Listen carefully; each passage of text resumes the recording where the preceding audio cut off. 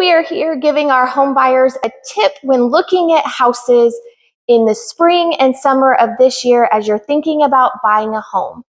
Today, we want you to think about where's the laundry room. Think about how much laundry you do and where it is located in the house matters. So for example, we're at a new construction home in Quail Valley. It's beautifully done, beautiful finishes, but where's the laundry room? Is it back here in the kitchen on the first floor?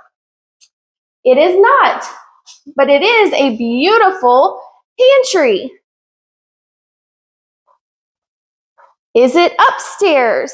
An upstairs laundry room is certainly a benefit if the rooms to the house are upstairs as well.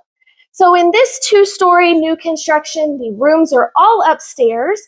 And so we hope the laundry room is upstairs as well. We're going to go down the main hallway. Is this the laundry room? It's not. It's a beautifully designed closet. But here's the laundry room.